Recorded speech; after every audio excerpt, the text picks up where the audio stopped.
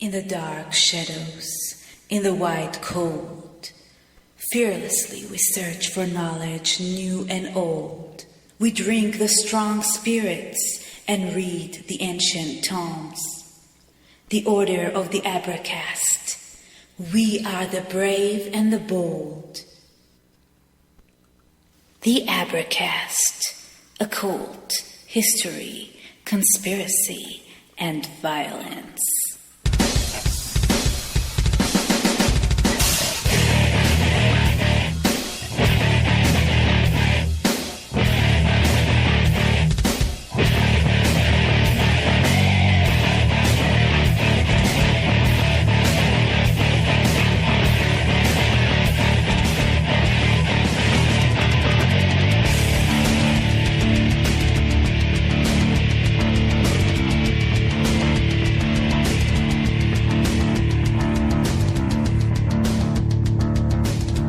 Please note the explicit content indicator. This means that I use adult language. I do not speak in a humorless, public radio hushed monotone. I am excited and enthusiastic about the information that I present and the topics I discuss. You will hear ice rattle in my glass throughout the show. On the show, I joke about bodily functions, sex acts, religion, and politics. The topics may seem random or scattered through the back catalog. A list of show topics in chronological order is provided on the featured topic link at Advertise.com. If any of these issues might trigger you, this might not be the podcast for you, and I wish you good luck finding a show more to your liking. It's that time again. The music is low. The party is over. The fire is dying down, and all the ordinary people passed out long ago. Now we are the only ones left. Hey everybody, it's John. Thanks for tuning in. This is a Wednesday book club. We are still, well, I shouldn't say still, we just kind of got started doing this book by a guy by the name of Epictetus. It's called the Enchiridion. This is a work about Stoicism, the philosophy of Stoicism. And, so we're just going to rip right into it. Is there anything that I need to do? Let's see. I need to offer a toast to my Patreon and Subscribe Star supporters. May we get what we want, but never, ever what we deserve. Here's to you guys. Thank you.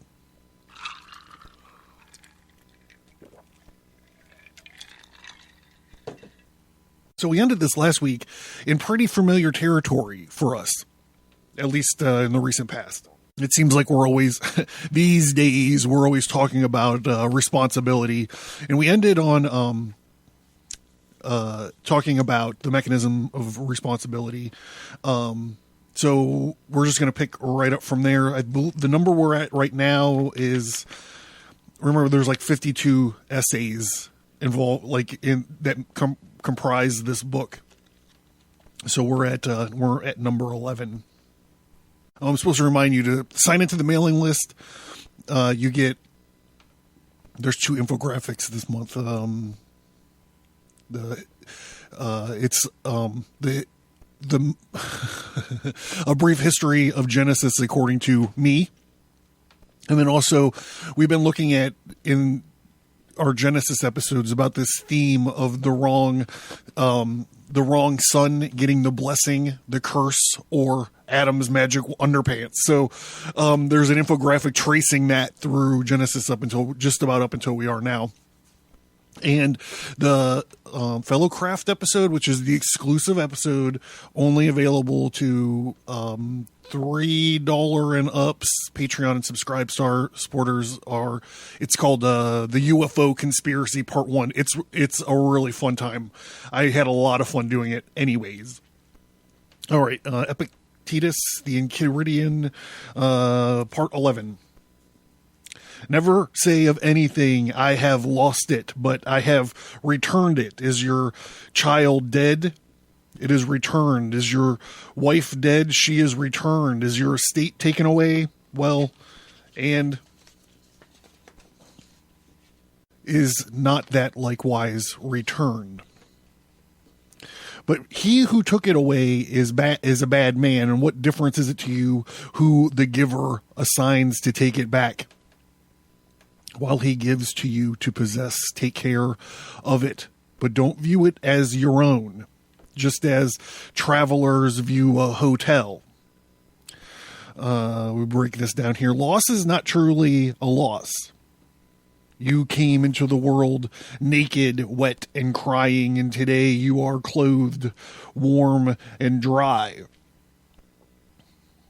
And all that you have is a fine pet, a fine spouse, and a wonderful child, a glorious home. All once were not yours. If you lose them, do not be bitter, for they simply have returned to their state of existence before they were a part of you. Accept this and move forward. There's a lot of wisdom there, but it's hard, man, because you get your, especially if something makes your life fucking easier, or you get your ego gets wrapped up in it. You become prideful of it. This reminds me all of, in the daylight, and with hindsight being 2020, those Star Wars prequel episodes were not so bad. If you look at the shit they're giving us today, but that reminds me of Yoda's breakdown of owning things, right? And you lose them, you get mad, and the fear, or you get scared of losing something. That's what it is. You become afraid of losing something, and that fear turns to anger. Ultimately, it leads to your fucking destruction. It's wise words. Okay, so this is part 12. If you want to improve, reject such reasonings as these. If I neglect my affairs, I'll have no income. If I don't correct my servant, he will be bad. For it is better to die with hunger, except from grief and fear, than to live in affluence with turbation. And it is better your servant should be bad than you be unhappy. I go through my whole life trying to stay away from things that will make me unhappy. And yet they find me all the fucking time. I'm going to drink to that one. Begin therefore from little things. Is a little oil spilt, a little wine stolen, and say to yourself, this is the price paid for apathy, for tranquility, and nothing is to be had for nothing. When you call your servant, it is possible that he may not come, or if he does, he may not do what you want. But is he by no means of such importance that it should be in his power to give you any disturbance? The breakdown here: be not disturbed by small matters, particularly if the correction of the situation results in a large or serious error in return. Let the little problems fly by you like a gnat, lest they become airplanes falling from the sky. And this one, I take this one to heart a lot.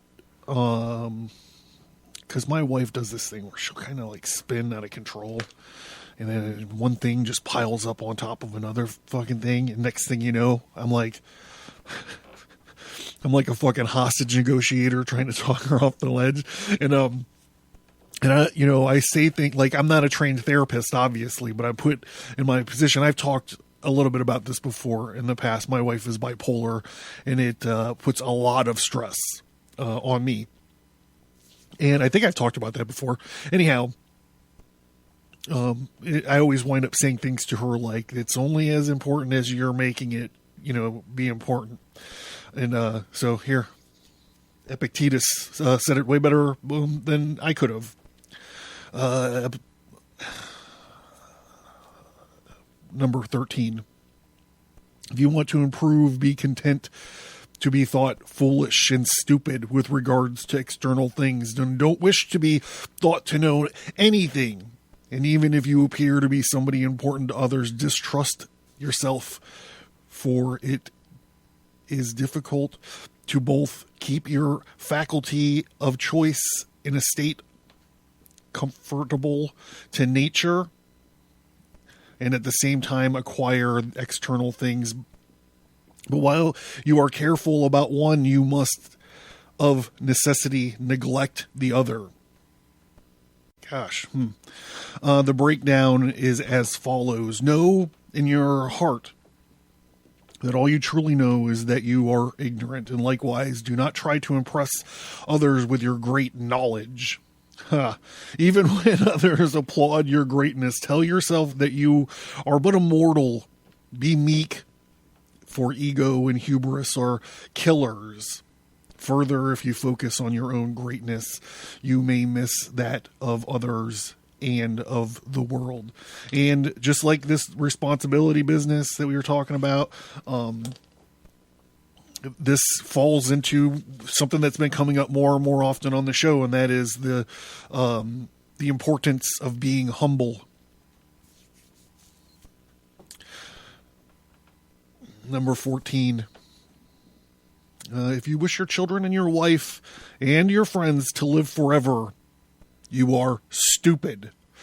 For you wished to be in control of things which you cannot control. You wish for things that belong to others to be your own. So likewise, if you wish your servant to be without fault, you are a fool. For you wish vice to be not vice, but something else.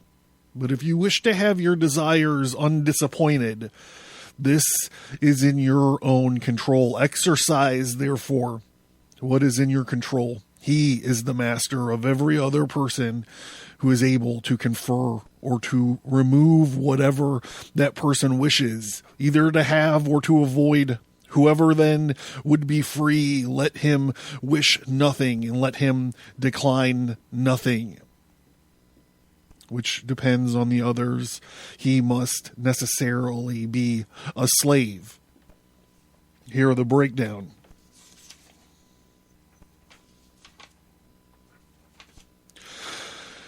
No one lives forever, and to will it so is to walk into a den of hungry lions. Have no expectations, and the world will be your oyster.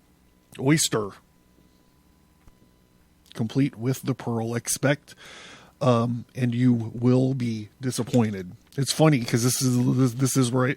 This is what happened to Anakin in that episode 3.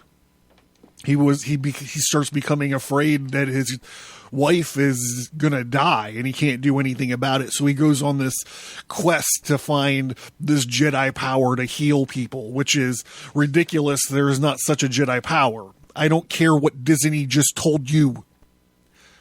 You can't force teleport either. You can't fucking force Skype and then teleport. You can't fucking do anyhow.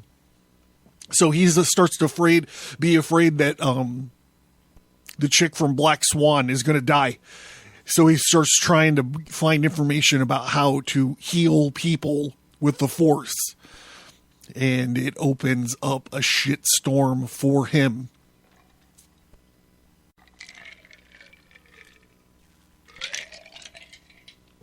That road to hell is paved with good intentions. Remember that this voting season. Number 15. Remember what you must behave in life as at a dinner party. Is anything brought around to you? Put out your hand and take your share with moderation. Does it pass you by? Don't stop it. Is it not yet come? Don't stretch your desire towards it. But wait until it reaches you. Do this with regard to children, to a wife, to fucking Facebook posts. I'm just kidding. To public post, to riches. And you will eventually be a worthy partner of the feast of the gods. And if you don't even take the things which are set before you, but are able even to reject them, then you will not only be a partner at the feast of the gods, but also of their empire. There's a lot of Star Wars today, huh? By doing this, Diogenes, Heraclitus, and others like them deservedly became and were called divine. The breakdown. Take what comes to you in life and do not fret over that which is not given to you, for it was not to be. Joy is accepting what is and being happy for it. This reminds me, I forgot to mention this at the top of the show. I'm doing a fast, 72-hour fast, starting on the 27th, starting at 8 p.m. And this post here, I'm going to make a note of it. This post here is pertinent to fasting. Anyhow, I've opened it up. If you guys want to join me and reach out, if I get enough folks, I will, open this Slack work group up, send some invites or something, and we can be miserable together. If not, you just want to play along quietly at home, do that too. We just did like the first part of the ramp up to it. So, yeah. So holler. 72 hours fast. Nothing in except for water and nothing out. Well, everything comes out one way or the other. That's it, yeah. So in the Arrested Development, it's this funny TV show. Well, it used to be funny. I don't know what fucking happened to it. But in the first season, I think it was the first season, they fuck with their mom by telling her that she gets off on being withholding. And Lucille, they fuck with Lucille. They say, you get off on being withholding. That's kind of what fasting is like. It's kind of like you get off on being withholding to yourself. You get off on being like, no, I actually don't need to jam that fucking cheeseburger into my face. Let's see, where am I at? Get off on being withholding to yourself. 16. When you see anyone weeping in grief because his son has gone abroad, or his son is dead, or because he has suffered in his affairs, be careful that the appearance may not misdirect you. Instead, distinguish within your own mind and be prepared to say, it is not the accident that distresses this person. It's because it doesn't distress another person. It is the judgment which makes about it. As far as words go, however, I don't reduce yourself to his level, and certainly do not moan with him. Do not moan inwardly either. It's like you see someone suffering, bro, you just got to be like, hey man, I understand that. I hope it gets better for you. It is our viewpoint. This is the breakdown. It is our viewpoints which make us unduly happy or sad. Knowing this is the beginning of self-control. Do not take on the grief of others, neither ostensively nor viscerally. Number 17. Remember that you are an actor in a drama of such a kind as the author pleases to make it. If short, of a short one. If long, then of a long one. It is his pleasure you should act a poor man, a cripple, a governor, or a private person, and see that you act it naturally. For this is your business, to act well. And the character assigned to you, to choose it is another's.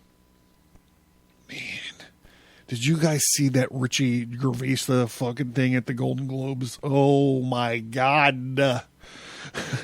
You are thrust into this life as you are, the color of your eyes and your skin. It's your lot in life, your riches or your poorness. I don't know what this word is, but I'm pretty sure it means being poor. Penury. Do not cry or rejoice these points, for the simply are. They simply are.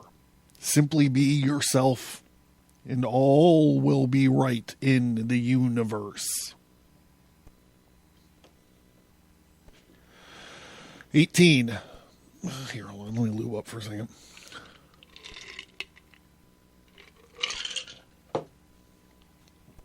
This tonic water is fucking disgusting. I don't know what this brand of tonic water that I used this evening is fucking disgusting. Ugh, you'd think the booze would kill the taste of it. 18. When a raven happens to croak unluckily, don't allow the appearance to hurry you away with it, but immediately make the distinction to yourself and say, none of these things are foretold to me, but either to my paltry body or property or my reputation or children or wife, but to me all omens are lucky if I will. For whichever of these things happens, it is in my control to derive advantage from it. 19. You may be unconquerable if you enter into no combat in which it is not your own control to conquer. When, therefore, you see anyone eminent in honors or power or in the high esteem on any other account, take heed, but not to be hurried away with the appearance and to pronounce him happy. For if the essence of good consists in the things in our own control, there will be no room for envy or emulation, but for your part, don't wish to be a general or a senator or a consul, but to be free. And the only way to do this is a contempt of things not in your control. Wow. The breakdown. If you take a chance, you won't receive the possible rewards, and do not scoff at those who have taken the chances, for they may not be as happy as they appear. Finally, do not wish for fruit that you cannot possibly reach on the highest branches. They are unattainable without years of experience. On yet lower branches, there are still above you. Do not remove, simply live your life in peace. With this saying, number 19, to me, it reminds me of this meme that's making the rounds recently. And that is like, it's talking about the difference between being a harmless man and a peaceful man. Because to be harmless, all you have to do is be weak. But to be peaceful, you have to be able to use violence, but not to. It's something like that. I'm sure the meme was written a lot more concisely. So we talk here a little bit about sublime peace. This imagery is probably transcendental. The quest for peace defines human life, but it is rarely attained. One might think by ceasing desirous actions, they would succumb to hopelessness. But the opposite here is shown. By removing oneself from the rat race of animal happiness, by accepting life's inherent suffering and meaninglessness, the Stoic philosopher begins to experience life with new imagery, with the sublime peace. When happiness doesn't depend on external reality, a person is perfectly peaceful.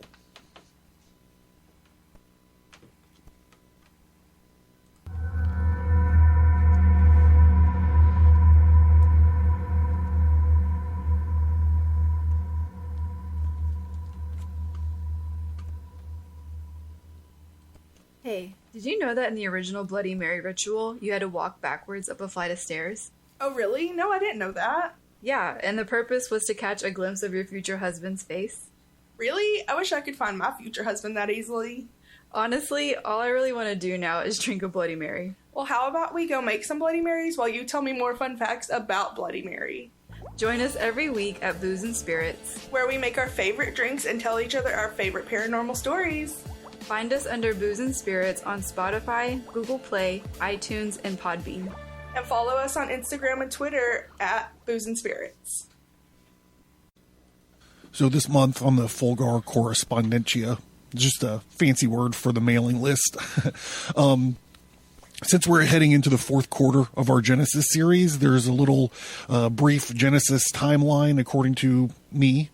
that's up there. Also, since we are going to be getting into Jacob and Esau, I finally sat down and started to work on a map of the wrong son, the wrong blessing idea that we've been running into pretty much this whole Genesis thing.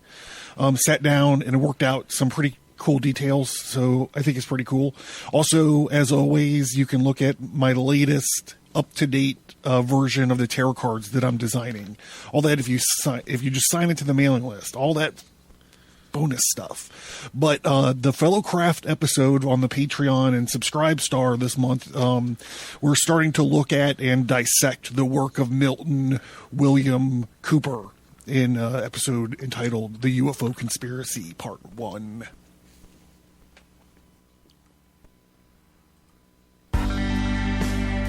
Learn more at abracast.com. Get bonus content by signing up for the mailing list.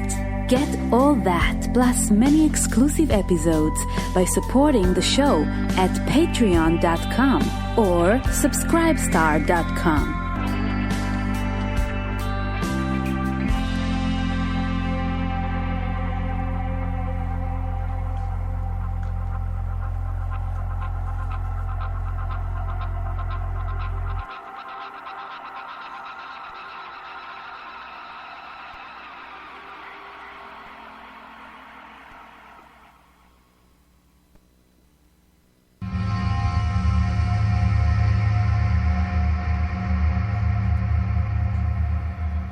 Number 20. Remember that not he who gives ill language or a blow insults, but the principle which represents these things as insulting. When, therefore, anyone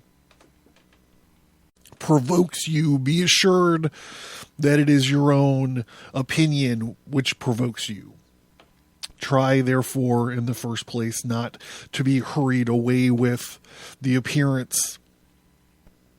For if you once again gain time and respite, you will more easily command yourself. Well, that's interesting. I had an incident. I was bitching. I think it was the last Epictetus episode about about the fight that turned into a gunfight on my street. Well, I believe it was like the next fucking night, or maybe even 2 nights later, there was another fucking fight. It poured out of the same fucking house. There was another fist fight. And I went outside and I'm like, yo, motherfuckers, chill out. And I wound up tussling with 2 of them. A little bit of tussling, a little bit of screaming, a little bit of motherfuckering. Anyhow, the cop shows up. So I'm like, all right. So I look outside, and the cop's got one of these thugs sitting on my car. And I go outside, and I'm like, get your fucking ass off my car, motherfucker. And the cop fucking turns on me. And he's like, of course, he's a fat fucking old cop. And he's like, the kid gets up and he's like, I'm sorry, man, I'm sorry. And the cop's like, don't fucking apologize to him. You're doing what I told you to do. I told you to sit on his car.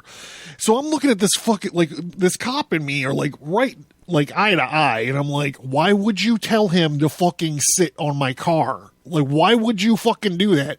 Do you know what kind of belt he has? Do you know if he's got something fucking crazy in his pocket? Like, why would you fucking tell him to sit on my car?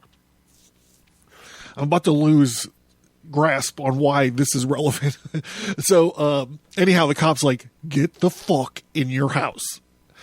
So I'm like, fine, okay, whatever. Within minutes I'm thinking like, I'm gonna fucking run for city council. Like, I gotta fucking do something. All the cops in my town are fat. Why are they all fucking fat? They're all apparently stupid. So anyhow, after I had a chance to calm down,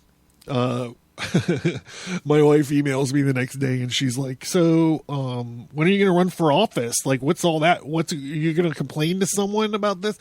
And I was like, no. I used to do security, for a long time. That's how I pay my bills, doing security. And I was able to put myself in that cop's position. You know, I've had to deal with like victims or witnesses who were righteously indignant. And I was like, you know, I was just that fucking dude. Like, I was just that guy. You know, the kid was calm. The cop was calm. Everybody was calm. And I interjected myself like an dick. I still don't like the idea that he said it was okay to sit on my fucking car. You know, on top of being fat, he's stupid too. But at the same time, everybody was safe. Nobody got busted up. I didn't wind up going to jail. So I feel like it's kind of applicable, right? The breakdown says, perspective is everything. If you believe that another is trying to abuse you, this may be true from your vantage point, but not from others, nor even that of an onlooker. And consider this carefully and realize the deceit that is found in immediate appearance. Apropos. 21. Let death and exile and all other things which appear terrible be daily before your eyes, but chiefly death, and you win. Never entertain any abject thought, nor to eagerly covet anything. Well, this is difficult to do. Memento mori. Remember death, but do not forget it. Ponder it daily along with other terrors of life, and you will then be more prepared for them, as well as the baser aspects of this material life.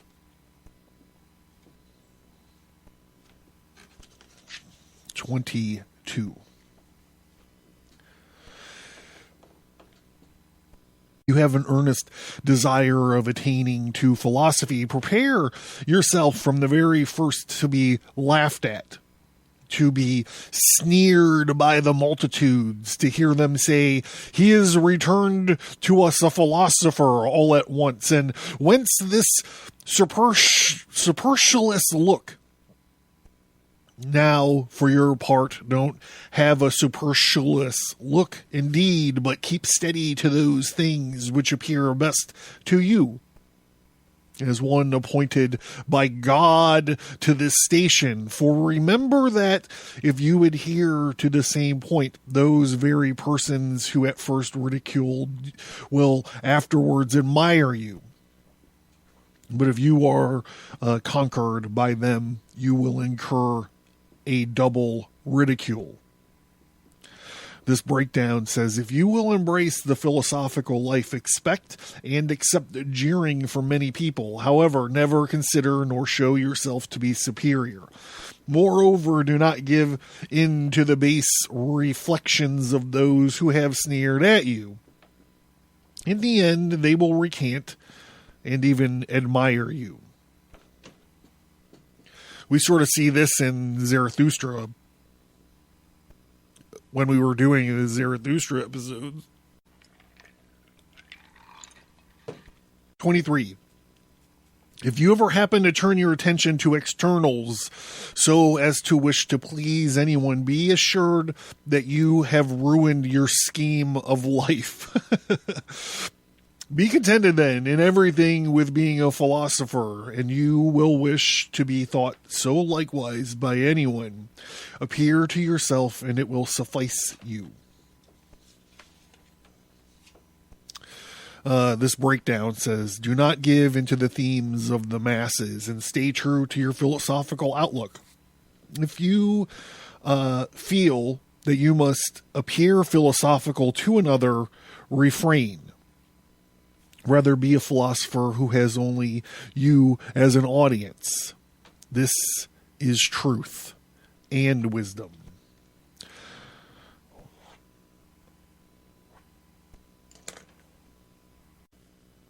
(24) I think this is going to be the last one for tonight. Don't allow such considerations as these distress you. I will live in dishonor and be nobody anywhere. For if dishonor is an evil, you can no more be involved in any evil by the means of another than be engaged in anything base. Is it any business of yours then to get power or to be admitted to an entertainment? By no means. How then, after all, is this a dishonor? And how is it true that you will be anyone anywhere, when you ought to be somebody in those things only which you are in your own control, in which you may be of the greatest consequence? My friends will be unassisted. What do you mean by unassisted? They will not have money from you, nor will you make them Roman citizens. Who told you then that these are among all things in our own control, and not the affairs of others? And who can give to another the things which he has not himself? Well, but get them then, and we too may have a share. If I can get them with the preservation of my own honor and fidelity and greatness of mind, show me the way and I will get them. But if you require me to lose my own proper good that you may gain what is not good, consider how inequitable and foolish you are. Besides, which would you rather have, a sum of money or a friend of fidelity and honor? Rather assist me then to gain this character, and require me to do these things by which I may lose it. Well, but my country, say you, as far as depends on me, will be unassisted. Here again, which assistance is this you mean?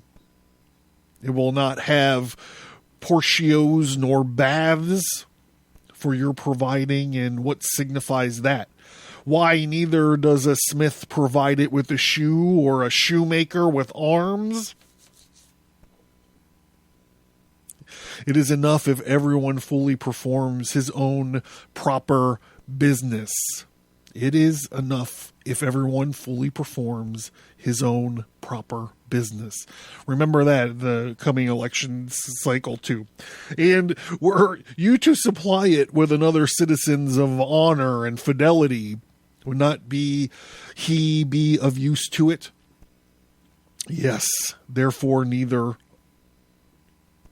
are you yourself useless to it. What a place then, say you, will I hold in this state?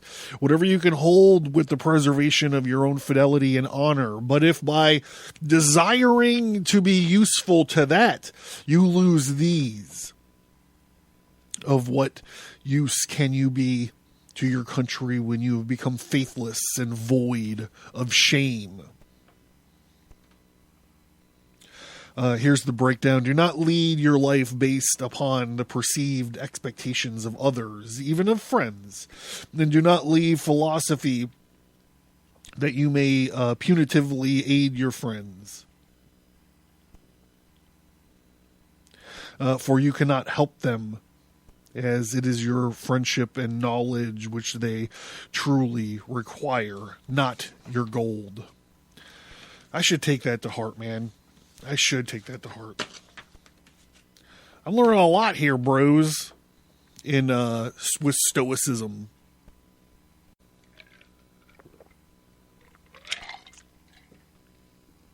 So we're just going to end it with this thing about shame and progress.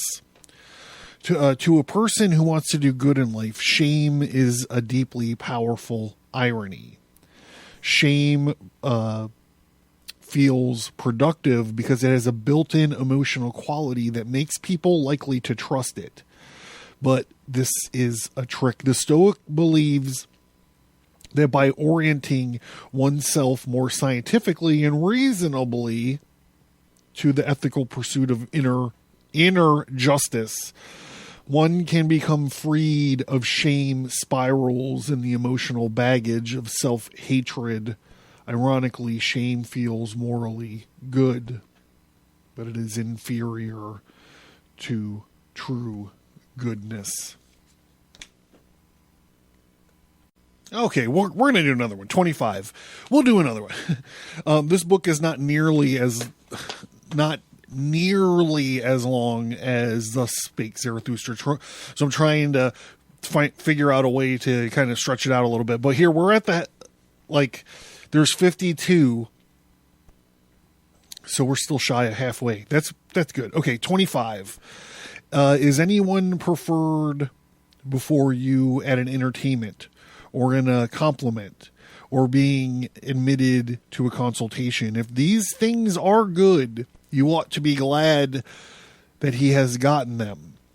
But if they are evil, don't be grieved that you have not gotten them. And remember that you cannot, without using the same means to acquire things not in our own control, expect to be thought worthy of an equal share of them. For how can he who does not frequent the door of any great man, does not attend him, does not praise him, have an equal share with him who does? You are unjust then, and insatiable. If you are unwilling to pay the price for which these things are sold, you would have them for nothing. For how much is lettuce sold? 50 cents, for instance. If another then paying 50 cents takes the lettuce, and you, not paying it, go without them, do not imagine that he has gained any advantage over you. For as he has the lettuce, so you have the 50 cents which you did not give. So, in the present case, you have not been invited to such a person's entertainment because you have not paid him the price for which the supper is sold. Social currency. It is sold for praise. It is sold for attendance, and give him then the value if it is for your advantage. But if you would, at the same time, pay the one and yet receive the other, you are insatiable and a blockhead. Ha! Epictetus calls somebody a blockhead. I love it. All right, Charlie Brown. Have you nothing then instead of the supper? Yes, indeed, you have. Because you have not praised him whom you don't like to praise. I fucking love this. And not bearing with his behavior coming in. All right, this breakdown. And then we're going to wrap this puppy up. Do not envy another for his social position. He or she has surely earned such position, and in doing so has sacrificed time and effort. The only way you should have such prestige is from an equal amount of hard work by yourself, not from mere coveting. So this actually, it's funny because it actually like wraps up with that Ricky Gervais thing.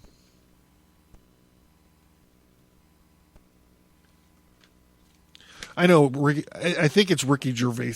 I don't know I'm unfamiliar with the actor. But yeah, I mean, he pointed out a lot of crazy shit. He was like, I don't know. I'm not going to get into it. You've probably seen it. I'm not getting into politics right now or whatever, but yeah, everybody's sick of fucking Hollywood and everything they being hypocritical about, being woke, but supporting and working for companies who own sweatshops. Being woke, but being okay to collect checks from Harvey Weinstein. Being woke, but flying on Jeffrey Epstein's plane. That's what I'm saying. It's fucking hypocritical. Don't do that shit. And then you're like, but then how am I going to get the cons if I can't fly on his plane? That's the fucking payoff. That's the moral and ethical payoff. You're selling a little bit of your soul to do that. Wow. I'm John. This has been the Abercast.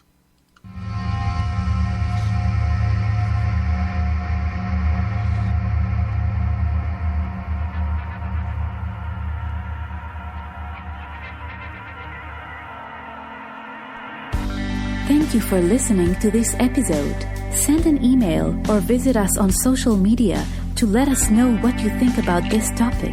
And please remember to leave a 5-star rate and review.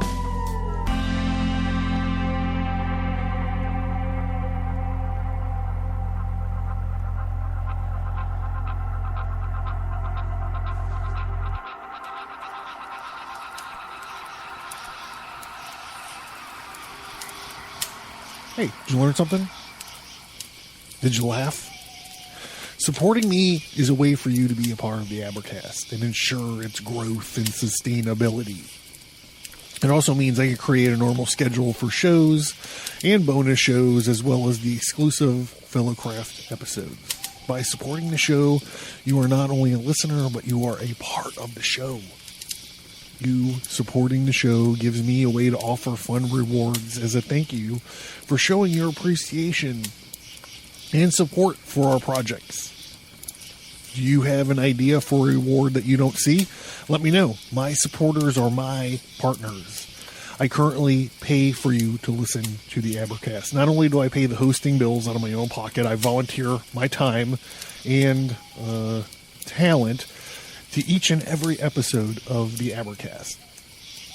The price of books, the time and resources of reading and researching, the massive amounts of gin and tonic needed, the equipment it takes to record the shows, the time and resources it takes to create the bonus material, and the cost to maintain the internet presence.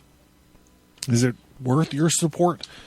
I don't know. I'm proud of the Advertise, and I feel like I'm improving all the time. In addition to creating the show that you dig and that you are excited about, I also have a full-time commitment and other obligations. So why financial support?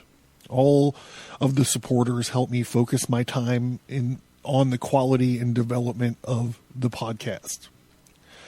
And what if you can't afford, $1 or $3 or $10 or whatever a month? Believe me, I get that. There are many degrees of support, but if you can't support the show financially, please consider leaving a 5-star rate and review on your preferred podcast app. And don't forget that you could sign into the mailing list and still unlock a lot of bonus content. Thank you. I cannot put into words how much it means to me that you listen to the show each time I post a new episode. Your feedback, support, and love of the stories that we talk about here is what keeps me going.